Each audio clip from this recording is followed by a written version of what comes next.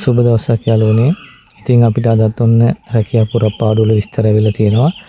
එහෙනම් අපි බලමු මේ විස්තර මොනවද කියලා අද.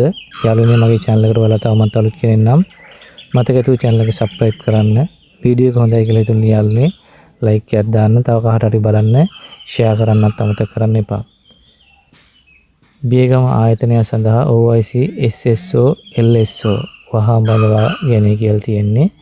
071 36 58 58 6. ඉතින් බලන්න ඔයාලා මේකට කැමති නම් ඊළඟට ඊශ්‍රායෙල් පිටරට රැකියා පුරපාඩුව තියෙන්නේ කම්බි නමන්නල් සැටලින් වඩු කාර්මිකයින් මෙන්න මේ වගේ විස්තර කිහිපයක් තියෙනවා ඩිස්ප්ලේ එකේ බලන්න 078 13 53 212 ඊශ්‍රායෙල්යන් කැමති නම් මේක අවධානය යොමු කරන්න. මනා පළපුරුදු ක්‍රියාශීලී ග්‍රැෆික් ඩිසයින් දැනුම ඇති ඩිජිටල් මුද්‍රණ යන්ත්‍ර ක්‍රියාකරුවෙක් අවශ්‍යයිලු 0.73 67 41 67 ෆෝන් නම්බර් එක දීලා තියෙනවා යාළුවනේ බලන්න.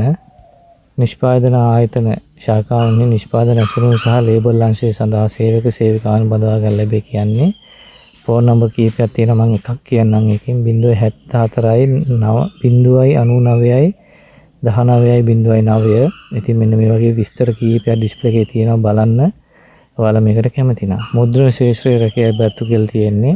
බලන්න ෆෝන් නම්බර් එක දීලා තියෙනවා 076 551 0297. ඉතින් කෝල් එකක් දෙන්න. ඔයාලා මුද්‍රණ ශාස්ත්‍රයේ වේකන්සි ගොඩාක් මෙතන තියෙනවා. අත් උදව් කරුවන් ඉන්නවා, යන්ත්‍ර ක්‍රියාකරුවන් ඉල්ලනවා. බලන්න කැමති නම් රැකියා බැර්තු කියලා තියෙනවා. යතුරුපෙදි කාර්මික ශිල්පීන් යතුරුපෙදි ශේදුම් කරුවන්. ඉතින් මේ අංශ දෙකෙන් බඳව ගන්නවලු බලන්න 071 33 2.05